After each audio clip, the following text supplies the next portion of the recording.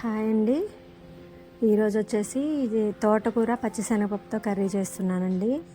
ఎంత టేస్ట్ ఉంటుందంటే ఇక మాటల్లో చెప్పలేమండి. తోటకూరలో ఎందుకో నాకు టమాటా వేస్తే తినాలనిపించదండి. ఎప్పుడు ఇలానే చేస్తా. అయితే ఒక 5 తోటకూర కట్టలు సన్నగా తురుముకున్నానండి. ఒక 2 బకెట్ నీళ్ళలో శుభ్రంగా కడిగేసి ఆరబెట్టుకున్నాను.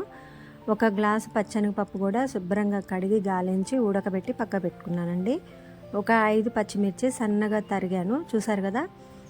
ప్యాన్ పెట్టి ఆయిల్ వేసి ఒక ఉల్లిగడ్డ, ఒక 5 పచ్చిమిర్చి సన్నగా తురుముకొని తాలింపులో వేసానండి. చిటికెడు జీలకర్ర అండి, అంతే.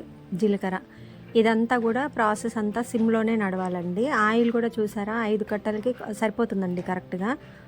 మీకు లాస్ట్ వరకు చూడండి, ఫ్రై ఎంత బాగా వస్తుందో తెలుస్తుంది. కొంచెం జీలకర్ర వేసాను, పసుపు వేసానండి. సన్నగా తురుముకోండి తోటకూర కాడలతో సహా, బాగుంటుంది. ఇక తాలింపులో వేసేసానండి. అయితే ఇక రేపటి నుంచి వీడియోస్ కొంచెం లేట్గా వస్తాయండి, ఎందుకంటే ఇప్పుడే ఒక బ్యాడ్ న్యూస్ తెలిసింది. చుట్టాలు వస్తున్నారట. నేను అసలు ఉండట్లేదు, ఫెస్టివల్కి మా అమ్మగారింటికి వెళ్తున్నా అన్నా కానీ ఉండు అనుకుంటూ వస్తున్నారు. ఆ చుట్టాల వల్ల ఒరిగింది కూడా ఏం లేదండి. దాని బదులు ఫ్రెండ్స్, సొసైటీలో రిలేటివ్స్ ఉంటారండి, వాళ్ళు బెటర్ అండి. స్నేహితులు, శ్రేయోభిలాషులు. చుట్టాలు లేకపోతే మనం పెళ్ళిళ్ళు చేయలేమని, వాళ్ళు లేకపోతే మనకి ఏదో గడవనట్టుగా ఫీల్ అవుతారు. వాళ్ళే మన ఇంటికి వచ్చి తిని ఏదో మనల్ని చూసి వెళ్ళడానికి వాళ్ళు వచ్చినట్టు ఫీల్ అవుతారు. అంటే ఎవరు తిండి లేక రారు, అలా అని కాదు. కానీ కృతజ్ఞత లేనప్పుడు ఎందుకండి.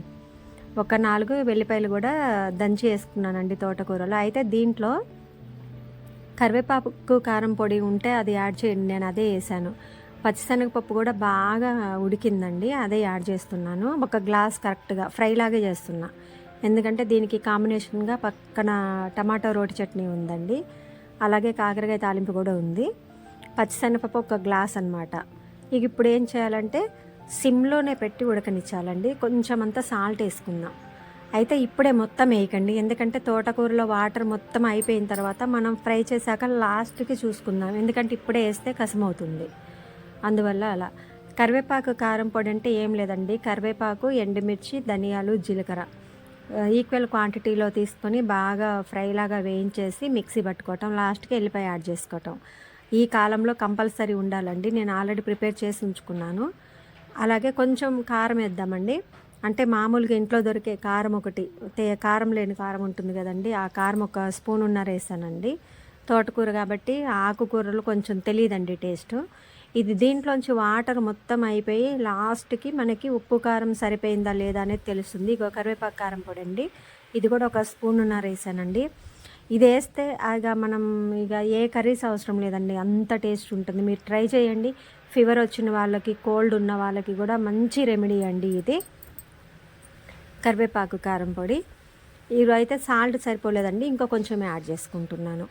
ఇక అంతే అండి, సిమ్లో పెట్టేసి మాడకుండా సిమ్లో పెట్టేసి కలదిప్పుతూ ఉండాలి. అయితే ఆకుకూరలు ఎప్పుడైనా మూత పెట్టుకోవాలన్నారు కదా, నేను మూత పెట్టే ఉంచానండి. మూత పెట్టినా కానీ వాటర్ దిగట్లేదు, అంటే బాగా ఆరబెట్టా తోటకూర కూడా. ఇదండి, చుట్టాలను పిలిస్తే ఒక గోల, పిలవకపోతే ఒక గోల. అయితే యూట్యూబ్ స్టార్ట్ చేసింది కూడా ఎవరికి తెలియదండి, నా సొంతగా నా ఓన్గా స్టార్ట్ చేశాను. అంటే మానిటైజన్ అయిందాక ఇంట్లో కూడా తెలియద్దని పెట్టాను. రేపటి నుంచి ఇక ఎలా పెట్టాలో ఏమో ఒక 2 days, అదే బాధ అనిపిస్తుంది. ఇంకోటి ఏంటంటే టు బీ ఫ్రాంక్గా చేసే వాళ్ళకి వ్యూస్ రావండి, ఎందుకంటే కష్టపడే వాళ్ళకి రావు. ఇక అంతే, ఇక దానికి నేను ఎలాంటి కామెంట్ చేయదలుచుకోలేదు. కాకపోతే ఈ కర్రీ మాత్రం చాలా టేస్ట్ ఉంటుంది, మీరు ఒకసారి ట్రై చేయండి. తోటకూర ఎంత ఉందో పచ్చిశనగపప్పు కూడా అంతే తీసుకోండి. కాంబినేషన్ మామూలుగా ఉండదండి, ఇది మా మమ్మీ ఎక్కువగా చేస్తారు. నేను టమాటా వేస్తే అస్సలు తిన్నండి తోటకూరలో, ఒక వేస్తే పప్పులో వేస్తా. అయితే దయచేసి మా కుకింగ్ వీడియోస్ చూడండి. డివోషనల్ వీడియోస్ కూడా, లాంగ్ వీడియోస్ పోస్ట్ చేశాను, చూడండి. మీ విలువైన అభిప్రాయాన్ని కామెంట్ రూపంలో తెలియజేయండి. Thanks for watching.